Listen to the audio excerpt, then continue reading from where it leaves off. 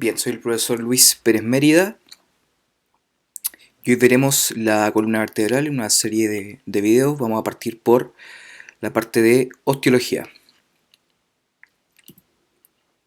Los objetivos importantes de esta pequeña clase entonces son conocer las generalidades de la columna vertebral e identificar las diferencias óseas de los segmentos vertebrales. Importante recalcar que como generalidades de la columna vertebral, recordemos que este conjunto de huesos va a ser parte del esqueleto axial.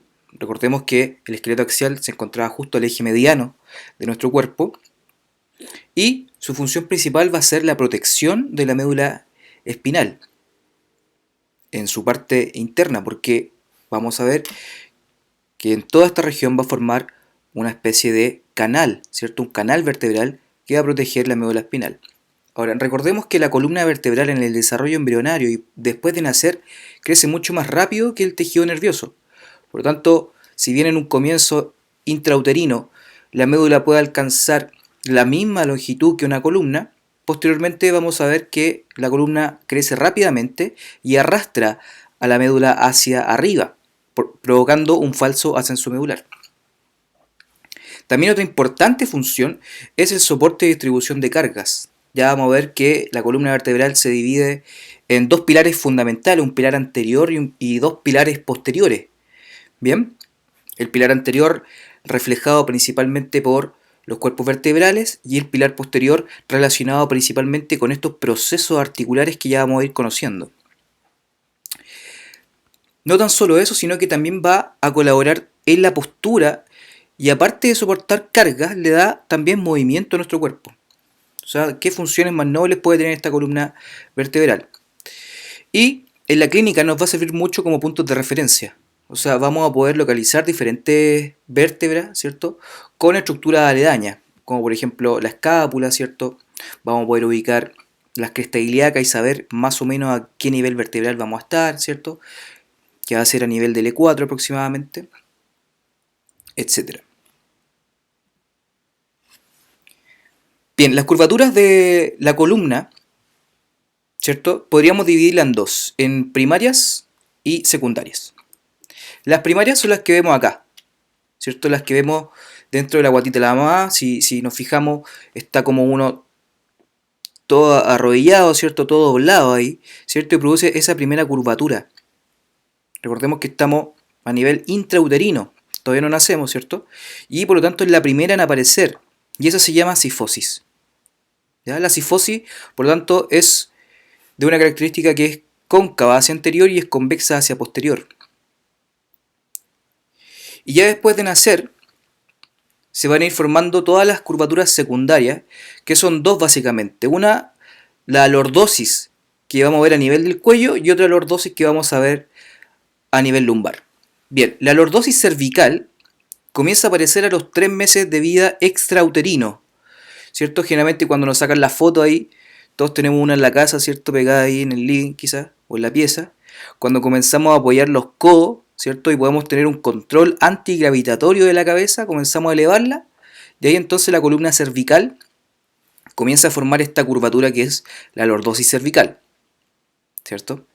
Y la lordosis lumbar la veríamos aproximadamente a los 6 meses de vida cuando comenzamos a sentarnos. Ahí se comienza a formar esa lordosis que era la lumbar. Y se intensifica sobre todo la lordosis lumbar cuando comenzamos a dar los primeros pasos, ¿cierto? En el gateo también comienza a intensificarse, pero podríamos decir que cuando damos los primeros pasos estamos alrededor de los 11 meses de vida extrauterino y comenzamos a dar los pasos hacia los lados para después caminar ya solo pasado el año de vida. Bien, por lo tanto, si vemos las curvaturas, ¿cómo las llamaríamos? A ver, ¿cómo se llamaría esa entonces?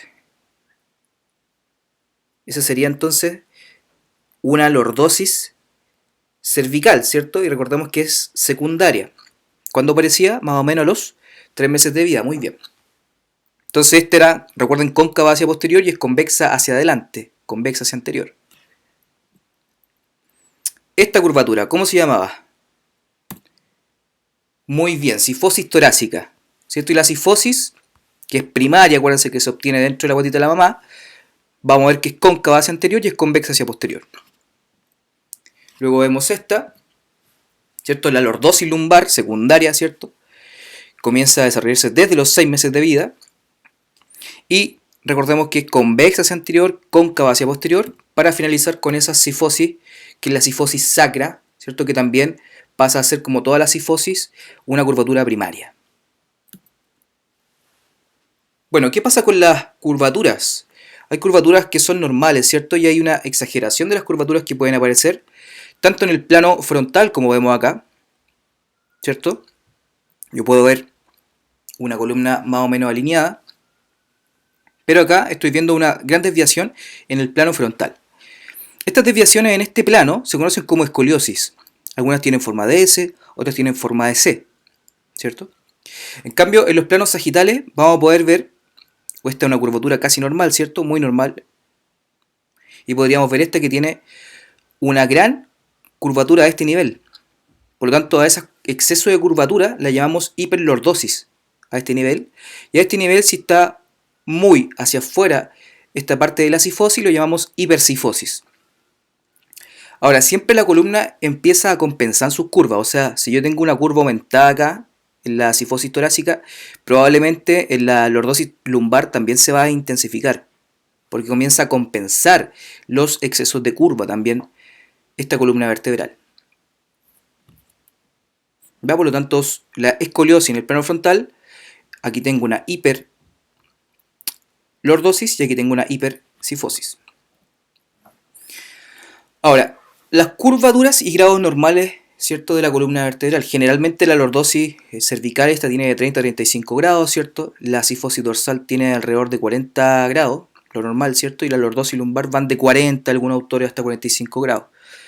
Bien. Ahora, esto es lo normal, ¿ya? Y aquí les coloqué, ¿cierto?, una pequeña frase de Lapierre en 1996, en lo que dice algo muy importante de las curvaturas, que teniendo en cuenta los segmentos móviles, la resistencia del raquis, o la columna, con presencia de curvatura será 10 veces superior que si fuese completamente rectilínea. O sea, es mucho más resistente una columna con curvaturas. Ya vamos a ver que después se pueden rectificar estas curvaturas y por lo tanto pueden traer diferentes problemas a la columna. O sea, el no tener curvatura generalmente puede traer diferentes consecuencias. Bien, ¿qué pasa cuando vemos una vértebra, cierto, típica en una columna vertebral? Lo que podemos ver primero es esta parte anterior, ¿cierto? Que está compuesta por el cuerpo vertebral, todo lo de color azul. ¿Cierto? Esto tiene un nombre que se llama línea semilunar o línea anular, ¿cierto? Esto tiene nombres como pedículo, ¿cierto? Estos son los procesos transversos, los procesos espinosos. Acá tengo la lámina, ¿cierto? Y podemos ver entonces que si nos preguntan qué sería el pedículo, va a ser básicamente la unión entre el cuerpo con el proceso transverso. La lámina va a ser la unión entre el proceso transverso más el proceso espinoso. Y veríamos también este gran agujero, que es el agujero vertebral, ¿cierto? Por aquí va a avanzar la médula, que va a abarcar un tercio de este espacio. ¿Bien? Un tercio solamente ocuparía la médula espinal. Luego vamos a tener estos procesos que van a permitir la unión también de las diferentes partes de la columna vertebral en esta región, que se llaman procesos articulares. Yo tengo los superiores acá y voy a tener los procesos articulares inferiores. ¿Ya? Vamos a ir viendo cómo cambia la disposición, la forma de estas vértebras, tanto en la región cervical, torácica, lumbar y sacra. Bien, ¿qué pasa con la columna cervical? Recordemos que acá son 7 vértebras, ¿cierto? La columna cervical. Y dentro de las cuales vamos a tener estas vértebras que son atípicas. O sea, la forma que tienen no se asemeja al total de las demás vértebras cervicales. Veríamos que el atlas tiene esta forma bastante redondeada, ¿cierto? Carece totalmente de un cuerpo vertebral. Y ante eso tiene un tubérculo. Y el tubérculo anterior tiene un tubérculo posterior. Tiene esta región que se llama masas laterales, ¿cierto? Aquí veo la superficie para unirse al hueso occipital, ¿cierto? Acá tengo unos tubérculos que son importantes para un ligamento que va a recorrer de esta forma, que se llama ligamento transverso. Vamos a tener también estos procesos laterales, o transversos, perdón, muy grandes. Procesos transversos muy grandes del atlas. De hecho, podríamos hasta palparlo a nivel cervical. Y este agujero, que como está justamente ahí, pasa a llamarse agujero transverso. Importante porque aquí va a avanzar la arteria vertebral. Y este gran agujero vertebral, ¿cierto? Incluso acá podemos ver este surco, que es para la arteria vertebral, a nivel del atlas. La arteria viene por acá, dobla, ingresa por el surco y ahí puede entrar a nivel interno del cráneo, ¿cierto? Por el foramen yugular. Esta es la visión superior. ¿Se fijan que hay como esa huella de zapato en el fondo? Que podríamos asemejarla a una pisada, ¿cierto? Cuando, en el barro, por ejemplo. Y eso es lo que nos va a dar la unión con el occipital. Si lo miramos desde el punto de vista inferior, veríamos que la superficie articular es más redondeada. ¿Ya? Y es redondeada porque abajo va a contactar con estas zonas de la segunda vértebra cervical que se llama axis. ¿Ya? Y el axis, muy importante, tiene esta proyección del cuerpo hacia arriba que se llama proceso odontoides, también llamado diente del axis. Tiene estas superficies articulares para el atlas, tiene estos procesos transversos que también, como toda vértebra cervical, va a tener ese agujero transverso. Y ya comenzamos a ver una gran lámina con procesos espinosos que son bífidos o bituberculados. Bien, vamos a ver su superficie articular inferior que va a contactar con C3, o sea, la tercera vértebra cervical. Recordemos que el proceso odontoides va a tener ahí un poquito de cartílago, ¿ya? Porque esto se va a introducir acá y ahí va a estar afirmado por el ligamento transverso para que no se mueva el proceso odontoides. Ya lo vamos a ver más posteriormente en otras imágenes. Otra vértebra típica sería la séptima vértebra cervical. Fijémonos en la forma que tiene. Tiene un cuerpo que es pequeño, como la mayoría de las cervicales, recuerden. Tiene también su agujero transverso, su agujero vertebral, pero tiene un gran proceso espinoso que casi es derecho hacia atrás. De hecho, cuando realizamos flexión de cuello, podríamos ver cómo este proceso espinoso comienza a aparecer en la parte posterior del cuello, y es el que más sobresale. Por eso también se llama vértebra prominente a la C7. Y veríamos los procesos transversos, estos dos tubérculos, un tubérculo anterior y un tubérculo posterior, en los procesos transversos.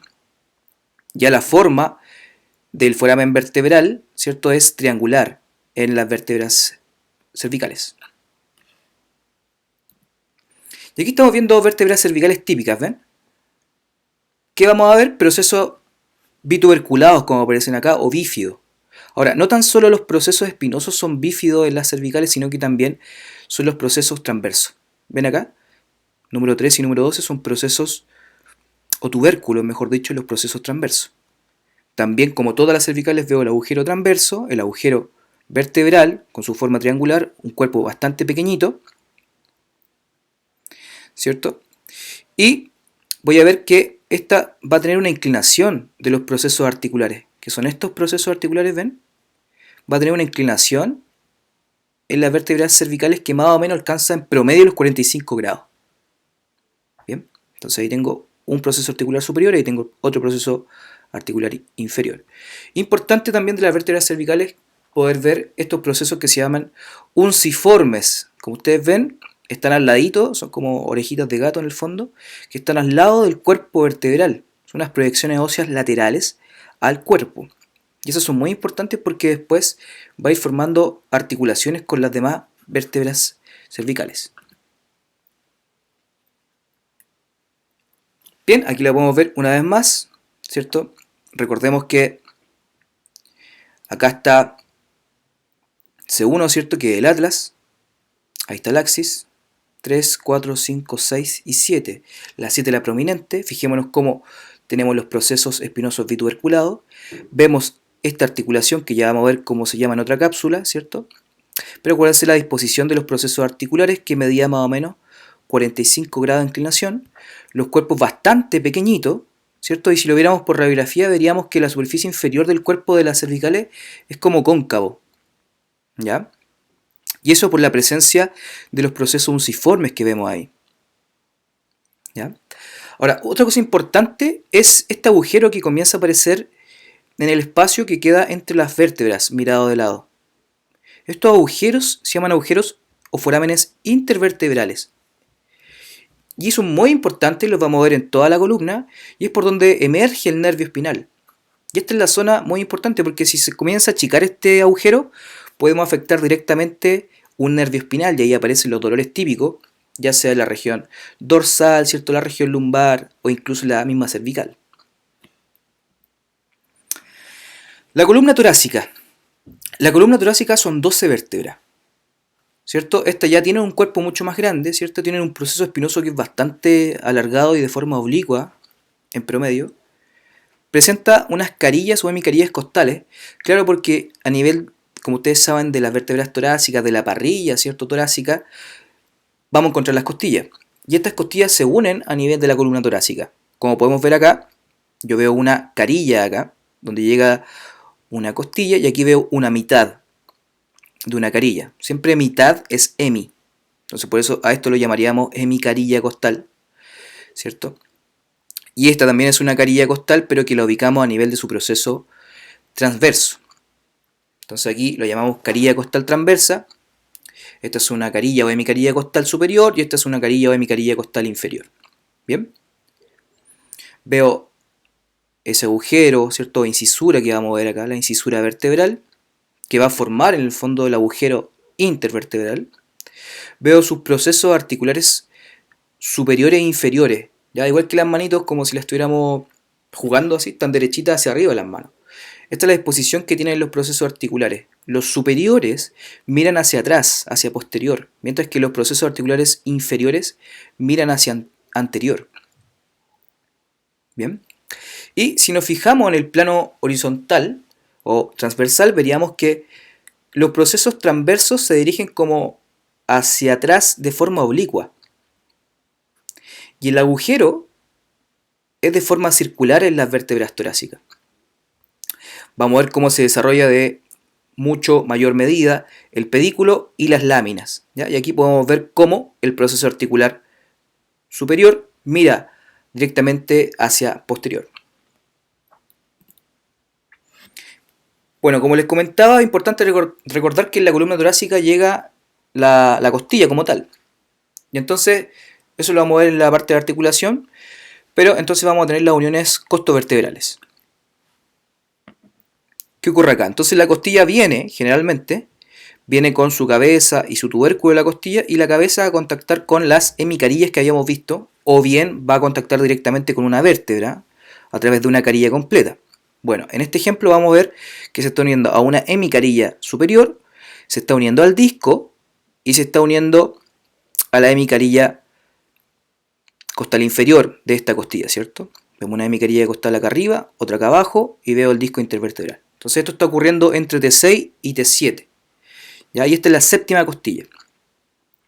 Y el tubérculo de la costilla va a contactar con la carilla costal transversa que habíamos visto, que efectivamente estaba en esos procesos transversos de las vértebras. Por lo tanto, ahí se formaban dos articulaciones o dos uniones. La costo vertebral que va al cuerpo, junto al disco también, y la costo transversa, que es efectivamente la parte del tubérculo de la costilla que contacta con el proceso transverso. Otro ejemplo, como lo vemos, ahí está partiendo en este caso la costilla 5, ¿cierto?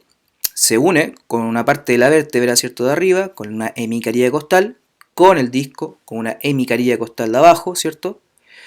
Contacta también el tubérculo con la carilla costal transversa y después se da la vuelta y va a terminar a nivel de unos cartílagos directamente en el esternón. ¿Ya? Y eso entonces le va a dar la movilidad al esternón tanto en inspiración como en expiración, esa unión. Bien, algunas características específicas de la columna torácica, de algunas vértebras. Bien, fijémonos acá entonces que teníamos las hemicarillas costales, tanto ya sea de una vértebra, tú las puedes llamar como hemicarilla costal superior o inferior, ¿cierto? Pero estas se presentan desde la 2 hasta la 9 con seguridad, ¿cierto? Siendo la 10, 11 y 12 ya comienzan a aparecer carillas costales completas. ¿Ya? Entonces, si nos fijamos, la T1 presenta una cara costal completa y una incompleta y fosa costal transversa. Si nos fijamos acá, tiene una carilla costal completa, una hemicarilla que es bien chiquitita, es como una muesca en su parte inferior del cuerpo, y tiene ahí en el proceso transverso su carilla costal transversa. ¿Ven? T10 presenta una fosa costal incompleta, ¿cierto? O sea, esta es la T10, ¿cierto? Casi que está completa esa fosa, pero le faltaba un pedacito que queda justo en la 9. Entonces ahí queda una hemicarilla acá arriba y aquí tiene otra hemicarilla costal. ¿Ya? Esta también, la 10, va a tener su carilla costal transversa. ¿Bien? Y la 11 presenta una fosa costal completa y carece de fosa costal transversa. Igual que la 12. O sea, la 11 y la 12 se parecen mucho, ¿lo ven? Estas tienen su carilla costal completa, igual que la 1, ¿cierto? Eso quiere decir que llega a una costilla directamente ahí, no contacta con ninguna otra vértebra más, ¿cierto? Llega a la costilla directamente ahí, la 11 y acá la 12, que eran esas famosas flotantes, y se parecen mucho, ¿ven? La carilla costal se ha acercado mucho al pedículo. Pero ¿qué pasa? Como vamos a ir acercándonos a las vértebras lumbares, entre la 11 y la 12 va a mover el proceso espinoso. A medida que se ponga más rectangular, primero nos da atisbos de que puede ser una más inferior, ¿cierto? Porque se va apareciendo inmediatamente las que vienen. Es una vértebra de transición. Y por otro lado nos vamos a fijar mucho en el proceso articular inferior. Ya recordemos que T11, su proceso articular inferior tiene las mismas características que las torácicas, o sea, el proceso articular inferior mira hacia anterior. ¿Ven? Mira directamente hacia allá. En cambio, el proceso articular inferior de la vértebra T12 ya se va apareciendo las lumbares porque está mirando hacia lateral. Ojo ahí, está mirando hacia lateral. ¿Ya? Y ahí se lo encerrar en un circulito para cuando nos toque diferenciar una T10, una T11 o una T12. La columna lumbar, ¿cierto? Ya tenemos un gran cuerpo vertebral. O sea, tengo un proceso espinoso acá que ya no es tan oblicuo como eran las torácicas, ¿ven? Bien alargado, ¿cierto? Ya se va apareciendo las rectangulares a las lumbares, vértebras de transición. Y aquí puedo ver claramente cómo ya se pusieron casi rectangulares los procesos espinosos. Tienen un foramen vertebral de forma triangular, tiene un gran pedículo, ¿ven? Una gran lámina, procesos articulares bien robustos. Y los procesos transversos ya miran directamente hacia los lados, hacia el lateral. No eran tan oblicuos hacia atrás como las torácicas, ¿ven? Estas están casi como la disposición de las últimas costillas, de la 12. De hecho, estas también se llamaban procesos costiformes antiguamente. Hoy sabemos que se llaman procesos transversos. Y acá podríamos ver estos crecimientos óseos a nivel del proceso articular superior que se llaman procesos mamilares y estos cachitos óseos que los vemos entre el proceso transverso y el proceso articular superior que se llaman procesos accesorios. Bien, vemos ahí, acuérdense de ese agujero muy importante por donde sale el nervio espinal, el foramen intervertebral. Bien. El sacrocoxis, recordemos que el sacro en su cara anterior es cóncava y la cara posterior del sacro es convexa. Esta corresponde a la fusión de 5 vértebras aproximadamente, ¿cierto? Y después el coxis es la fusión de 3 a 5 vértebras también, dependiendo del caso. Vamos a ver primero esto que llamamos promontorio, que es esta zona, ¿cierto?, del sacro, y a los lados vamos a ver las alas sacras, que van a permitir la unión de este hueso con el que está acá al lado, que se va a llamar hueso coxal. Vamos a ver forámenes sacros anteriores, y estos que están atrás, posteriores. Esta cara que nos permite unirnos al hueso coxal lo vamos a llamar cara articular o cara auricular también llamada. En la parte posterior podríamos ver estas crestas sacras que corresponden, por ejemplo, al proceso espinoso de esta vértebra fusionada, que por lo tanto podríamos dividirlas en crestas sacras medianas, mediales o intermedias y las crestas sacras laterales. ¿Ven? Lateral al lado, entonces más afuera de los agujeros sacros posteriores. Acá casi que no se nota mucho la cresta sacra intermedia y aquí tengo la cresta sacra mediana, ¿cierto? Y justo acá abajo vamos a ver que está la emergencia del mismo foramen vertebral que habíamos visto acá, que aquí se transforma como en un canal, ¿cierto? Un canal sacro, por donde ya van saliendo las últimas raíces por estos agujeros e incluso por acá, en lo que conocemos como hiato sacro, que es esta región. Posteriormente vamos a ver el coxis, ¿cierto? Que tiene unas astas coxígeas que son estas que van subiendo y estas astas coxígeas laterales. Ya aquí se mantiene una unión con el sacro que generalmente es una sínfisis muy reforzada por ligamentos. Por lo tanto, cuando nos caíamos, queda afirmada por esos ligamentos y queda bastante móvil con mucho dolor en esta zona. Ya recordamos que esto es vestigial, debería ir desapareciendo cada vez más. La colita. Y así entonces hemos visto gran parte de las generalidades de la columna vertebral. Identificamos los huesos y su morfología en los distintos segmentos vertebrales. Espero hayan aprendido. Muchas gracias.